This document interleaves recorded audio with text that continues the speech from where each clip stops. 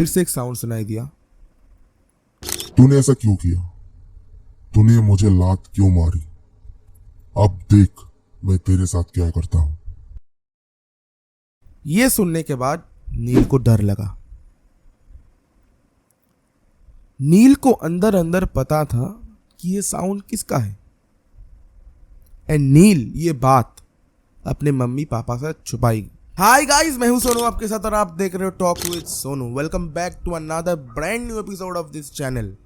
And आज का जो एपिसोड होने वाला है वो काफ़ी डरावना है। एंड एपिसोड सुनने के बाद आप कमेंट सेक्शन में ज़रूर से ये लिखोगे कि ये रियल लाइफ इंसिडेंट, ये रियल लाइफ घटना जिसके साथ हुआ है उस भाई का गलती था, इसीलिए ये हुआ है। एंड इस टाइप का रियल लाइफ इंसिडेंट इस चैनल पे पहली बार मैं कवर करने जा रहा हूँ। तो प्लीज़ यार सपोर्ट दिखाना, चैनल को सब्सक्राइब करना, लाइक करना, वीडियो को शेयर करना अगर अच्छा लगे तो अपने फैमिली मेम्बर्स के साथ, अपने दोस्त के साथ, अपने लव्ड वंस के साथ। तो अगर आप भी चाहते हो अपना रियल लाइफ स्टोरी हमें सेंड करना तो यहाँ पे देखो एक जीमेल आईडी एंड फॉर्मेट आ रहा है, फटाफट से वहाँ पे जाओ, अपना स्टोरी सेंड करो। एंड वेट किस बात का कर रहे हो भाई, सेंड कर दो। हो सकता है नेक्स्ट एपिसोड आपका ही होगा। आज का ये जो एपिसोड है वो कभी मैंने कवर नहीं किया। एंड मैंने इस टाइप का जो रियल लाइफ इंसिडेंट होता है मैंने सुना था कि ऐसा होता है, फिर इसके मतलब जो एंड रिजल्ट होता है उसके बारे में भी मैंने सुना था। पर आज ये जो स्टोरी आया है ये हमारे कलकत्ता से ही आया है। एंड ये एक कब्रिस्तान को लेके बहुत ही डरावना स्टोरी है। तो अगर आपने कान में ईयरफोन्स ना डाला हो तो फटाक से डाल लो earphones. And please comment section में हमको ज़रूर से बता देना कि आप किसके साथ बैठ के एंड बाहर का मौसम कैसा हो रहा है। देखो भाई, मुझे तो अगर बाहर थोड़ा बारिश हो रहा है फिर पकोड़े और चाय मिल जाए तो ये सब स्टोरीज हाय हाय हाय हाय स्वर्ग लगता है। तो प्लीज़ कमेंट करना मत भूलना। एंड बढ़ते हैं हमारे एपिसोड की तरफ। ये जो इंसिडेंट है ये 2012 का है। ये इंसिडेंट तीनों दोस्तों के बारे में है। तीनों दोस्तों का नाम है रमेश, श्रेष्ठा एंड नील। वेस्ट बंगाल का ही है। एंड थोड़ा सा ओवरव्यू मैं दे देता हूँ कि इस स्टोरी किससे रिलेटेड है। इस स्टोरी में ये तीनों फ्रेंड्स, एक आत्मा और एक कब्रिस्तान, ये तीनों रिलेटेड है। एंड एंड रिजल्ट कुछ ऐसा मिलता है, एक का डेथ हो जाता है, उसका गलती भी था। इसीलिए रमेश एंड नील बहुत बढ़िया दोस्त था। एंड श्रेष्ठा नील का गर्लफ्रेंड थी। एक दिन तीनों ने प्लान बनाया कि आज हम लोग कॉलेज नहीं जाएंगे, कॉलेज ना जाके हम कॉलेज को बंक करके आज थोड़ा घूमने जाएंगे, मजाक मस्ती वगैरह करेंगे। एंड ये सब चीज़ हमारे घर वालों को इन्फॉर्म नहीं करेंगे। तो जैसा प्लान है वैसा ही उन लोगों ने प्लान को एग्जीक्यूट किया। तीनों ने किसी को नहीं बताया कि वो लोग आज कॉलेज नहीं जाएंगे। कॉलेज का एक टेस्ट था, बेसिकली उनका यही प्लान था कि कॉलेज का जो टेस्ट होता है उसको ना दे के कहीं पे बंक मार के घूमने जाना। एंड इसीलिए उन लोगों ने नहीं बताया, क्योंकि घर वाले कहेंगे कि टेस्ट ना दे के घूमने जा रहा है। तो इसीलिए उन लोगों ने सोचा कि ना बताओ तो ही बेहतर है। उन लोगों ने एक पॉन्ड चूज़ किया था, मतलब वो वेस्ट बंगाल का एक बहुत फेमस पॉन्ड है, मैं जगह का नाम नहीं ले रहा हूँ। एंड वो एक स्पॉट है, मतलब बहुत सारे कपल्स जाते हैं। तो उन्होंने डिसाइड किया चल हम तीनों जाते हैं, क्या ये हम तो सब दोस्त है, वैसा कुछ हमारे बीच में तो है भी नहीं कि हम दोनों ही जा सकते, तू नहीं जा सकता। ये नील एंड श्रेष्ठा रमेश को कह रहा है। तो रमेश ने भी कहा ठीक है चल जाता हूँ। अब तीनों दोस्त थे तो उन तीनों ने कुछ पैसे वगैरह जुगाड़ करके रखे थे। तो एक बैग में उन्होंने फ्रूटी वगैरह, माज़ा, फिर जितने भी फास्ट फूड होता है वो सारा कुछ लेके वो लोग बस पकड़ के उस स्पॉट पे पहुँचे। उस स्पॉट पे पहुँचते ही वो जो पॉन्ड का लोकेशन था, पहले एक कब्रिस्तान आता था फिर वो पॉन्ड आता था। तो उन लोगों ने कहा कि ये हमारा एक बहुत मतलब वो जो कब्रिस्तान था वो श्रेष्ठा का जो घर है उसके बहुत मतलब एरिया के अंदर ही है, बहुत दूर नहीं है। एक बात मैं क्लियर कर रहा हूँ, श्रेष्ठा के घर में सिर्फ श्रेष्ठा का मम्मी है। जब श्रेष्ठा 3 साल की थी तब श्रेष्ठा के पापा गुजर गए। तो श्रेष्ठा को लेके उसका मम्मी उतना प्रेशर वगैरह क्रिएट नहीं करता था, तो श्रेष्ठा ने बोला कि अगर मम्मी देख भी लेगी तो उतना कुछ हमको कहेगा नहीं, तो चल वहाँ पे जाते ही वो ऑप्शन बेस्ट रहेगा ना कि कहीं और जाके। उन तीनों ने कहा ठीक है। इसीलिए उन लोगों ने श्रेष्ठा के घर के पास वो जो पॉन्ड है, वो जो कब्रिस्तान है, वहाँ पे घूमने के लिए गए। एंड वो जो कब्रिस्तान है बहुत फेमस है कब्रिस्तान है। वहाँ पे हर दिन लोग फूल, जितने भी उनके लव्ड वंस है जो उनको छोड़ के जा चुके हैं, उनके लिए कुछ ना कुछ गिफ्ट लेके जगह होता है वहाँ पे रख के जाता है। तो नील के माइंड में खुराफाती आइडिया आया। नील के माइंड में यह आया कि वो लोग तब कुछ भी प्लान करके नहीं आए थे एंड नील के पास बिल्कुल भी कोई फ्लावर्स वगैरह नहीं था। तो नील के माइंड में यह आया कि वो श्रेष्ठा को ना बता के रमेश के साथ ये प्लान कर रहा है कि मैं श्रेष्ठा को कुछ भी नहीं बताऊंगा ऐसा, एंड वो जो वहाँ पे जो फूल रख के जाते हैं वहाँ से फूल लेके मैं श्रेष्ठा को गिफ्ट करूंगा। एंड जो भी होता है, मतलब होता है ना कि एज में आई लव यू सब कुछ बोलूँगा, मतलब एक रोमांटिक सीन क्रिएट होगा। तो रमेश ने कहा ठीक है चल अब देखते हैं, पर रमेश ने कहा कि थोड़ा सा सावधान ना, क्योंकि ये एक बरियल ग्राउंड है एंड मतलब यहाँ पे ये सब करना सही होगा। तो नील ने कहा कुछ नहीं होता भाई, क्या होता है, कुछ नहीं होता, ये सब फालतू चीज़ है। एंड ये सब बारे में श्रेष्ठा को बिल्कुल भी पता नहीं था, क्योंकि ये लोगों ने प्लान किया था कि श्रेष्ठा को एक मतलब सरप्राइज वगैरह गिफ्ट वगैरह करेंगे कि हाँ हम लोगों ने तेरे लिए प्लान किया। तो अब ये लोग मतलब वो पॉन्ड मैंने पहले बताया, वो जो पॉन्ड था वो एकदम जो बैरियल ग्राउंड है, जो कब्रिस्तान है, उसके बाद था। तो वो लोग वहाँ से गए एंड श्रेष्ठा को नील ने कहा तुम आगे आगे चलो, हम लोग मतलब मैं तुम्हारा कुछ फ़ोटोज़ वगैरह क्लिक करता हूँ, यहाँ पे बहुत सही आएगा। तो श्रेष्ठा को मतलब पता भी नहीं था कि वो लोग प्लान क्या कर रहे हैं। तो श्रेष्ठा मतलब आगे आगे चल रहा था और वो फ़ोटो भी खींच रहा था। उसके अंदर ही नील ने एक मतलब जहाँ पे दफन किया जाता है वहाँ पे किसी ने सुबह कोई एक फ्रेश रोज़ कुछ फ्लावर्स रख के गया था, वहाँ से एक फ्लावर उठा लिया। रमेश ने कहा कि भाई ये क्या हम लोग सही कर रहे हैं, क्योंकि ये किसी ने किसी के लिए रख के गया है, यानी ये क्या श्रेष्ठा को देना सही रहेगा, मतलब उसके बाद कुछ प्रॉब्लम तो नहीं होगा ना। तो नील ने कहा कि नहीं कुछ नहीं होगा, कुछ नहीं होता, ऐसा फालतू का बात है, देख मैं क्या करता हूँ। तो जैसे ही वो फूल को लिया उसके बाद उस कब्रिस्तान में उस पर्टिकुलर पॉइंट में उसने एक लात मारी कि कुछ नहीं होता, देख मैं लात मार रहा हूँ, कुछ नहीं होता। फिर रमेश ने बोला तूने ये क्यों किया, ये तुझे करना नहीं चाहिए। एंड रमेश दौड़ के गया श्रेष्ठा के पास, श्रेष्ठा को बता दिया कि इसका ये प्लान था, अब इसने ये किया, लात मारा। तो श्रेष्ठा ने भी कहा कि तुमने ऐसा क्यों किया, एक बरियल ग्राउंड है एंड सबके लव्ड वंस है, तुमको लात मारना नहीं चाहिए था। नील बहुत अलग टाइप का लड़का था। नील को ये सब मतलब गर्लफ्रेंड के सामने, दोस्त के सामने बहुत चैड बनना था कि तुम देखो कुछ नहीं होता, ये बोल के नील ने वहां पे सुसु कर दिया। अब इसके बाद श्रेष्ठा और रमेश दोनों बहुत गुस्सा हो गए नील से कि तुमने ऐसा क्यों किया, अब अगर इसके बाद कुछ होता है तो इसके जिम्मेदार कौन होगा। तो नील ने बहुत आसानी से कहा भाई कुछ नहीं होता, ये सब बहुत फालतू चीज़ है, ये सब बहुत फालतू चीज़ है। तो फिर श्रेष्ठा ने बोला कि मैं नहीं, आज मैं तुम्हारे साथ नहीं घूमूंगा, मेरा पूरा मूड घूम चुका है, तो तुम लोग घर चले जाओ। नील भी बहुत गुस्सा होगा रमेश के ऊपर कि तूने उसको क्यों बताया कि मैंने ऐसा ऐसा किया। तो रमेश को भी नील के ऊपर बहुत गुस्सा आया कि मैंने तुझे कहा कि वहाँ पे कुछ मत कर, अब इसके बाद अगर कुछ होगा तो क्या करेंगे हम। एंड इसके बाद तीनों गुस्सा हो गए एंड श्रेष्ठा अपने घर चली गई, क्योंकि उस श्रेष्ठा का घर उसके पास ही था। एंड रमेश एंड नील बस पकड़ के घर चले गए। अब कुछ नहीं हुआ, उसके बाद कॉलेज गया उन्होंने। नील ने बहुत चौड़ में आके कहा देख तुम लोगों ने बोला था ना कि कुछ होगा, अरे ये सब कुछ नहीं होता, ये सब फालतू का बात है। तो श्रेष्ठा रमेश को भी लगा कि ठीक है हो सकता है कुछ नहीं होता होगा। रमेश थोड़ा सा ना डरपोक टाइप का था। तो रमेश ने बोला मतलब हाथ जोड़ के बोला भगवान का शुक्र है कुछ नहीं हुआ। पर अभी इन तीनों को कुछ भी नहीं पता था कि आने वाले टाइम में क्या होने वाला है इन तीनों के साथ। खास करके नील को तो कुछ भी आइडिया नहीं था कि नील के साथ आने वाले टाइम पे क्या होने वाला है। एंड नील ने वो जो हरकत किया वो माफ़ी के काबिल नहीं था। इसके लिए नील को अपना जान गंवाना पड़ा। अब जो मेन कहानी शुरू होता है वो होता है एक हफ्ते बाद। अचानक से नील जब कॉलेज से घर जा रहा था, नील को उल्टी होती है। नील को लगता है कि फूड पॉइजन हुआ होगा, क्योंकि कॉलेज में उन लोगों ने उस दिन उल्टा सीधा कुछ खा लिया था। तो नील को यह बात बहुत ही कॉमन लगा।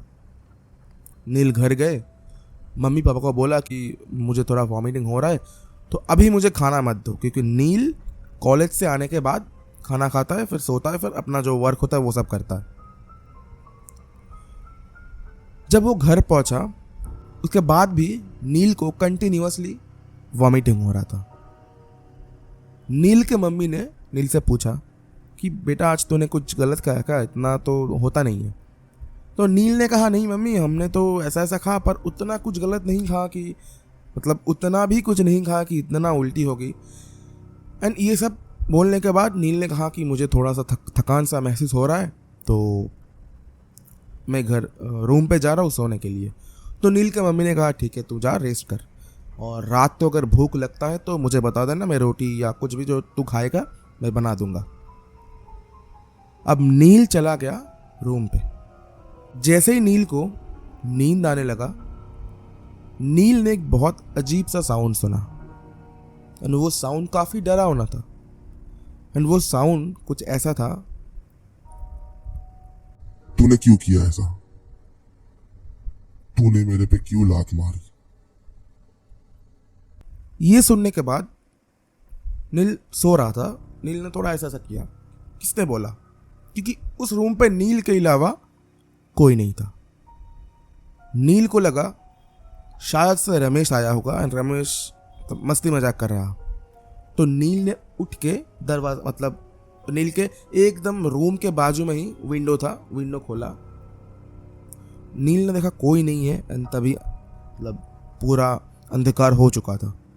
तो नील को लगा नहीं शायद से मन का भ्रम होगा, इतनी बार उल्टी हुआ है तो तबीयत कुछ सही नहीं है मेरा, तो इसलिए शायद से ये सब सुनाई दे रहा है मुझे। फिर नील सोने गया। उसके ठीक 15 मिनट बाद फिर से एक साउंड सुनाई दिया। तूने ऐसा क्यों किया? तूने मुझे लात क्यों मारी? अब देख मैं तेरे साथ क्या करता हूं। यह सुनने के बाद नील को डर लगा। नील को अंदर अंदर पता था कि यह साउंड किसका है, एंड नील ये बात अपने मम्मी पापा से छुपाई। नील ने यह बात अपनी मम्मी पापा से नहीं शेयर किया। उसके बाद नील को कंटिन्यू रात से सुबह तक वॉमिटिंग हुआ। नील को लूज मोशन हुआ, वो भी ब्लड लूज मोशन। नील के मम्मी पापा को लगा कि शायद से तबीयत बहुत खराब हो रहा है, कुछ उल्टा सीधा खा लिया होगा इसलिए ये सब हो रहा है। पर कहीं ना कहीं नील को पता था इसके बारे में। नील अपने मम्मी पापा से ये सब शेयर नहीं किया, क्योंकि मम्मी पापा मारेंगे, क्योंकि उसने जो किया एट लास्ट जब ये सब शुरू हुआ उसके साथ, उसको लगा कि नहीं उसने गलत किया, पर मम्मी पापा के मारने के वजह से उसने नहीं बताया। उसको लगा कि अगर मैं बता दूंगा तो मम्मी पापा तो पहले मार देंगे, वो मारे या ना मारे। तो इसलिए नील ने कुछ भी चीज शेयर नहीं किया, एंड नील तब से बीमार पड़ गया। नील कॉलेज नहीं जा रहा था, इसलिए रमेश अगले दिन घर आया नील के। रमेश ने नील के मम्मी से पूछा कि आंटी नील तो कॉलेज नहीं आया आज, उसका तबीयत क्या बहुत ख़राब है? तो नील के मम्मी ने कहा कि हाँ बेटा, कल से बहुत तबीयत ख़राब है, इतना सब कुछ हो गया है, आज डॉक्टर के पास लेके जाएंगे। तो रमेश ने कहा ठीक है, अगर मतलब डॉक्टर के पास आने के बाद नील को थोड़ा सा मुझे बोलना कि फ़ोन करे। एंड तब नील से रमेश नहीं मिला, क्योंकि नील तब रेस्ट ले रहा था। तो रमेश नहीं बोला नहीं, अगर मतलब उसके बाद वो सो रहा है तो उसे डिस्टर्ब मत करो, उसे सोने दो, बाद में हम लोग बातचीत करेंगे। उसके बाद नील के मम्मी पापा एंड नील वो डॉक्टर के पास गए, एंड डॉक्टर ने बहुत सारा कुछ चेकअप्स वगैरह दिया, ब्लड टेस्ट वगैरह दिया, वो सब कराया। सारा कुछ नॉर्मल था, कुछ भी प्रॉब्लम नहीं था। फिर डॉक्टर को लगा कि शायद कुछ इंटरनली कुछ हुआ हो, तो और भी कुछ टेस्ट दिया, एंड उस टेस्ट का रिपोर्ट 2 दिन बाद आना था। तो वो लोग घर चले आए। घर आने के बाद नील ने फ़ोन किया रमेश को। नील ने तब रमेश को बताया कि मुझे भाई ये सब सुनाई दे रहा है एंड ऐसा ऐसा हो रहा है। तो रमेश थोड़ा सा डरपोक था, मैंने पहले ही बताया। रमेश ने जल्दी बोला कि तू अंकल आंटी से ये सब रिवील कर दे, बता दे, अगर कुछ भी सॉल्यूशन है तो आई होप से वो लोग निकाल लेंगे एंड तू भी सेफ हो जाएगा। तो नील को लगा क्या ही होगा, इससे ही शायद खत्म हो जाएगा। ये नील का सबसे बड़ा गलती था जिसके लिए नील को जान गंवाना पड़ा। नील ने रमेश से कहा कि अगर तू मेरा दोस्त है तो ये सब चीज़ अंकल आंटी से नहीं बताएगा, मतलब मेरे मम्मी पापा से नहीं बताएगा, तो फिर हमारी दोस्ती ख़त्म। एंड तू ये सब चीज़ किसी से शेयर नहीं करेगा, किसी से भी नहीं। एंड ये चीज़ श्रेष्ठा को भी फ़ोन करके बोला। तो रमेश को लगा कि नहीं, अगर दोस्त बोल रहा है तो अगर ठीक ही हो जाएगा, तो चलो किसी को नहीं बताते, ठीक हो जाएगा तब देखते हैं क्या होगा। तो रमेश ने भी छोड़ दिया। अब 2 दिन बाद रिपोर्ट आना था। उसके पहले नील को दौरे पड़ने लगे। नील जब भी डाइनिंग टेबल पे खाना खाने बैठता था या कुछ भी करने जाता था, नील का हाथ ऐसे ऐसे करके कांपता था। नील के मम्मी पापा को लग रहा था कि हमारा बेटा नर्व का पेशेंट है, क्योंकि ऐसे अगर किसी का हाथ कांपता है वो नर्व की वजह से होता है। तो नील के मम्मी पापा को लगा कि हमारे बेटे का कुछ सीरियस प्रॉब्लम हो गया, कुछ सीरियस हेल्थ इश्यूज हो गया, तो उसको हॉस्पिटल में एडमिट करना पड़ेगा। एंड तब उस 1-1.5 दिन में ही नील का हालत बहुत ख़राब हो गया था। पहले लूज मोशन से शुरू हुआ, वोमिटिंग से शुरू हुआ, उसके बाद कंटिन्यू फीवर, चिल्स, फिर हाथ काँप रहा था, आँख पूरा लाल हो गया। एंड जो नील था वो कंटिन्यू शिवर करता था, मतलब उसको बहुत ठंडा लग रहा है, कुछ मतलब अंदर से कुछ गलत फीलिंग आ रहा है, ऐसा लगता था। तो नील के मम्मी ने एंड पापा ने भी नील से पूछा कि बेटा तेरे साथ ऐसा क्यों हो रहा है, मतलब अचानक से तू बहुत बढ़िया गया उस दिन कॉलेज से आने के बाद तू ऐसा कर रहा है। नील को पता था, शायद नील को पता था ये सब किस वजह से हो रहा है। फिर भी नील ने मम्मी पापा के डर से ये सब चीज़ अपने मम्मी पापा को शेयर नहीं किया। नील का हेल्थ और ज़्यादा खराब होता गया एंड रमेश और श्रेष्ठा ने भी अंकल आंटी को कुछ भी नहीं बताया, क्योंकि वहाँ पे दोस्ती का कसम आ गया था। उन दोनों को लग रहा था कि इसके बाद शायद नील ठीक हो जाएगा, पर अफसोस की बात, नील कभी नहीं ठीक हुआ एंड उसके वजह से नील को अपना जान गंवाना पड़ा। फिर नील के मम्मी पापा ने नील को बहुत ही एक अच्छे नर्सिंग होम में एडमिट किया एंड डॉक्टर ने कहा ठीक है, हम लोग आपके बेटे को एकदम परफेक्ट करके देंगे, कोई भी चिंता करने की ज़रूरत भी नहीं है। नील ये सब सुन रहा था। नील को लग रहा था कि शायद हो जाएगा एंड वो शायद कुछ नहीं कर पाएगा। अभी तो मैं हॉस्पिटल में हूँ एंड डॉक्टर लोग पूरा कोशिश कर रहे हैं, तो कुछ नहीं होगा मुझे। 2.5 दिन में डॉक्टर ने नोटिस किया नील का ये जो स्किन है वो, मतलब अगर कोई ऐसे करता है वो उठ जाएगा। जैसे आप लोगों ने कभी नोटिस किया है कि दीवार में जो पपड़ियाँ उठती है ना, मतलब अगर ऐसे ऐसे करोगे तो वो छाले उठते हैं, तो ऐसे ऐसे उठ रहा था नील के शरीर से। तो डॉक्टर्स को लगा ये शायद से कोई स्किन डिजीज होगा, इंटरनल भी कुछ प्रॉब्लम्स है एंड उसके साथ स्किन डिजीज भी हुआ है। तो डॉक्टर्स ने फिर से कुछ टेस्ट दिया एंड तब तक वो रिपोर्ट्स आ चुका था, जो कि 2 दिन पहले डॉक्टर्स ने बोला था कि ये सब करना होगा। उस रिपोर्ट में बॉडी का हेल्थ बिल्कुल भी गलत नहीं था, एकदम परफेक्ट कंडीशन था बॉडी का।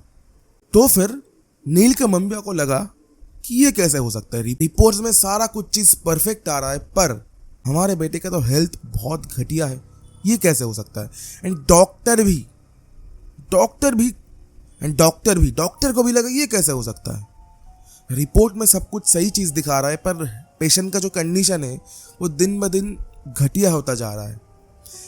एंड तभी डॉक्टर ने भी, नील ने भी एंड उसके मम्मी पापा ने भी एक चीज़ नोटिस किया जो कि बहुत बुरा था। नील देख रहा था नील के जितने भी हेयर्स थे वो सारा कुछ मतलब ऐसे ही गिर रहा था, ना कोई खींच रहा था ना कोई ऐसे ऐसे कर रहा था, तो ऐसे ही वो जो हेयर्स थे वो गिर रहे थे। अब डॉक्टर को डाउट होने लगा कि ये कुछ अलग सा तो कोई वायरस या कुछ अलग सा तो कोई डिजीज नहीं आ गया उसके साथ, या फिर कुछ आ गया है वो हम डायग्नोसिस नहीं कर पा रहे। तो वो डॉक्टर ने नील के मम्मी पापा को बोला कि शायद इसके साथ कुछ अलग हो रहा हो, तो हमको और भी टेस्ट करना पड़ेगा। तो नील के मम्मी पापा ने यह कहा कि जो भी करना है करो, पर हमारे बेटे को ठीक करके दो। तब भी नील ने अपने मम्मी पापा को कुछ नहीं कहा, कुछ भी नहीं कहा, क्योंकि नील को डर लग रहा था कि क्या बताएंगे मेरे मम्मी पापा, शायद से बहुत मारेंगे मुझे। इसी डर से नील कुछ भी नहीं बता रहा था, और रमेश भी नहीं, ना कि श्रेष्ठा। तो वो दोनों आए नील से मिलने के लिए अगले दिन। तो वो जो हॉस्पिटल का वो जो रूम था वहाँ पे दरवाज़ा बंद करके रमेश ने पूछा नील से, कि बहुत धीरे धीरे पूछा, क्योंकि तब नील का कंडीशन बहुत ज़्यादा ख़राब हो गया था, बहुत ही ज़्यादा ख़राब हो गया था। नील तब सिर्फ बात करता था एंड मेंटल कंडीशन बहुत ख़राब था। एंड नील हमेशा डर डर के रहता था, बहुत ही डर डर के रहता था। मतलब कोई इसको मार रहा है, कोई इसको पीट रहा है, कोई इसके सामने है, कोई इसे हार्म कर रहा है, ऐसा। रमेश ने पूछा कि भाई देख, ये सब अगर गलती हो गया है तो बता देते अंकल आंटी को, कुछ नहीं होगा। तब भी नील ने धीरे धीरे कहा कि मम्मी पापा से कुछ मत बता, वो बहुत प्रॉब्लम क्रिएट करेंगे, एंड तुझे हमारी दोस्ती की कसम। ये दोनों को बताया। एंड सिर्फ इसी रीजन से रमेश एंड श्रेष्ठा ये इतना बड़ा चीज अंकल आंटी से शेयर नहीं कर रहे थे। ठीक उसके 2 दिन बाद नील को आंखों में बहुत कम दिखाई देने लगा। मतलब नील को ऐसा लग रहा था कि नील का जो विजन है वो ब्लड सा हो रहा है। नील को हर दिन मतलब 24 आवर्स सिर में दर्द होता था। नील कुछ भी खा नहीं पाता था। नील ऐसा बोलता था डॉक्टर्स को कि अगर मैं कुछ भी निगलने की कोशिश कर रहा हूँ तो मुझे ऐसा लगता है कि कोई मेरा गला ऐसा दबा रखा है, कुछ भी चीज़ मेरे अंदर नहीं जा रहा, जा भी रहा है तो बहुत दर्द हो रहा है। तो डॉक्टर्स को तो समझ ही नहीं आया कि हो क्या रहा है इसके साथ। सब कुछ चीज़ एक साथ हो रहा है, पर जब हम लोग रिपोर्ट्स करने दे रहे हैं, रिपोर्ट्स में तो सारा कुछ चीज़ नॉर्मल आ रहा है, तो ये कैसे हो सकता है? क्या डिजीज़ है ये? एंड उस तरफ तो नील के मम्मी पापा का जो कंडीशन था वो बहुत ख़राब था, क्योंकि उनको लग रहा था कि शायद सब उनका बेटा नहीं बचेगा, क्योंकि बहुत कुछ अलग टाइप का डिजीज़ हो गया उनके बेटे के साथ। तब भी नील के पास मौका था, तब भी नील ने मम्मी पापा को, उसके पेरेंट्स को कुछ भी नहीं इन्फॉर्म किया। 15 दिन के बाद नील का कंडीशन एकदम खराब हो गया, एकदम खराब हो गया। नील तब सही से सांस भी नहीं ले पा रहा था, तो इसीलिए नर्सिंग होम वालों ने उनको, मतलब डॉक्टर्स ने उनको, नील को वेंटिलेटर पे रखा था, ताकि उसका लाइफ, मतलब वो एक लाइफ सपोर्टिंग सिस्टम है। एंड नील के पेरेंट्स को इन्फॉर्म कर दिया था कि शायद से अब ये बहुत दिन जिंदा नहीं रहेगा। एंड तब नील का जो बॉडी का कंडीशन था, कोई देख के पहचान ही नहीं सकता कि वो एक 21 साल का लड़का है जो कि कॉलेज में पढ़ता था। एंड कुछ ऐसा लग रहा है कि किसी ने मतलब ऐसे ऐसे करके उसके शरीर से कुछ चीज़ नोच लिया है, पूरा मसल्स वगैरह झूल गया था। नील को कुछ भी नहीं दिखता था, सारा जो बाल था वो 95% बाल झड़ गए थे। एंड इतना दुबला पतला हो गया था नील कि कोई अगर देखे तो पहचान भी ना पाए।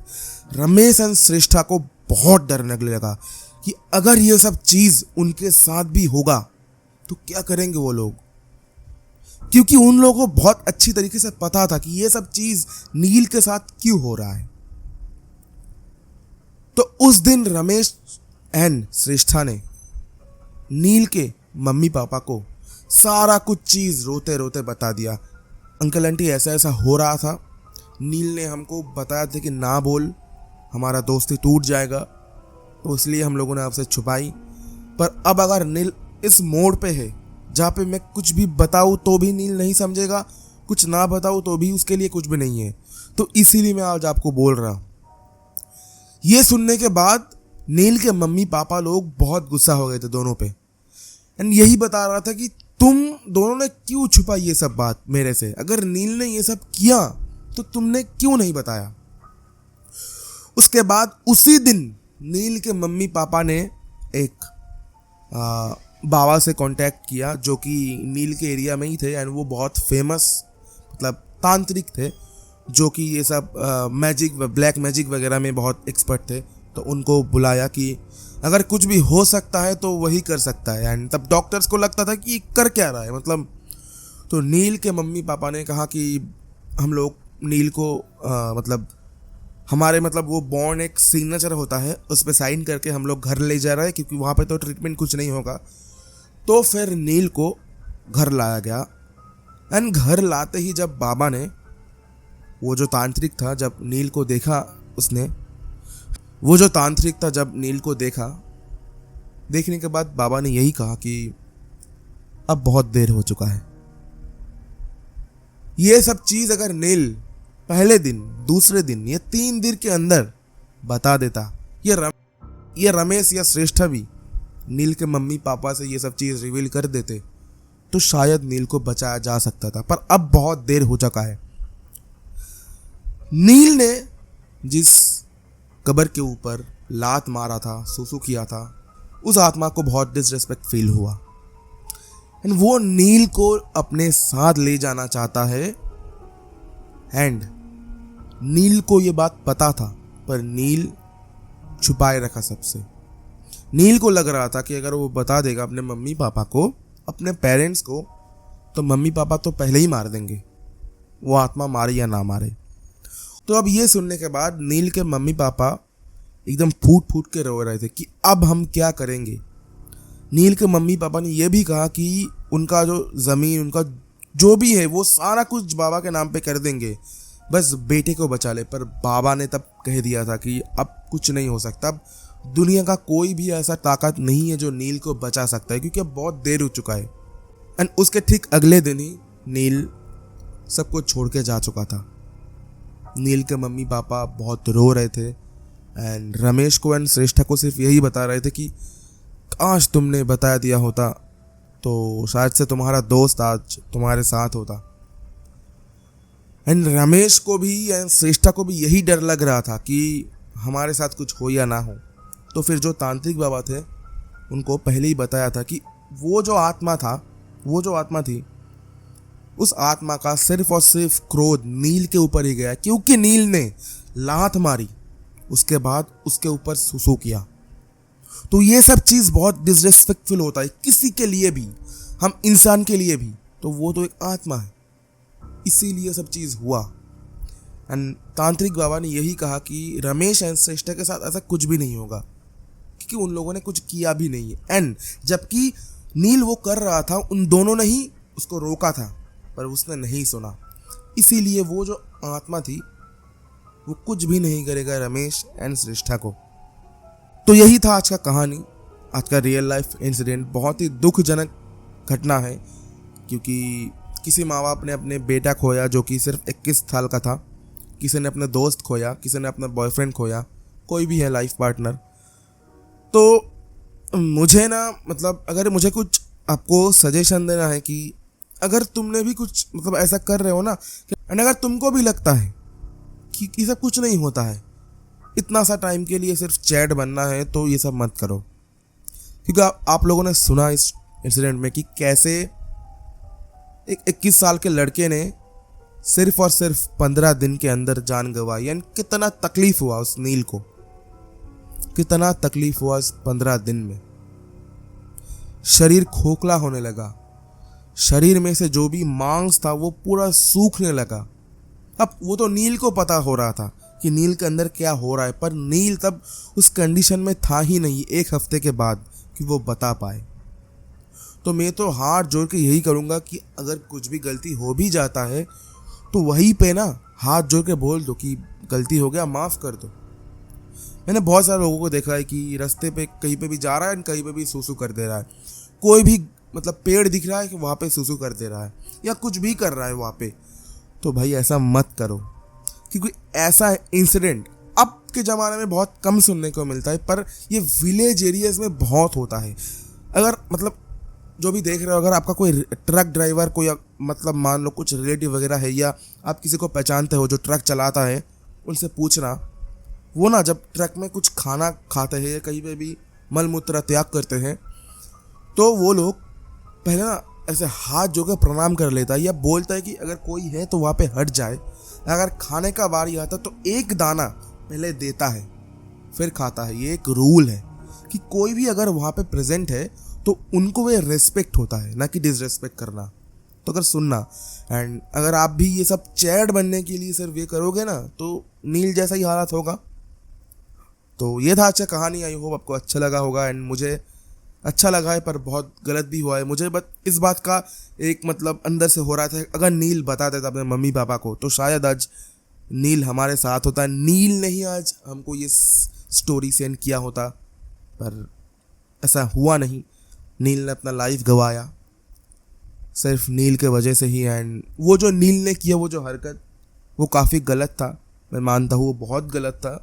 इंसान को डिसरेस्पेक्ट करो तो ही गलत है, वो तो एक आत्मा है। तो अगर आज का स्टोरी आपको पसंद आया तो प्लीज़ लाइक कर देना, सब्सक्राइब कर देना। एंड भाई लोग, 1 महीने के अंदर अगर हो सके आपसे तो 100 सब्सक्राइबर्स टच करवा दो। एंड अगर आपको भी स्टोरी सेंड करना है तो यहाँ पे देखो फॉर्मेट आ रहा है, फटाक से जाओ एंड स्टोरी सेंड करो। हो सकता है आपका स्टोरी सेकंड एपिसोड में हम लोग कवर करें।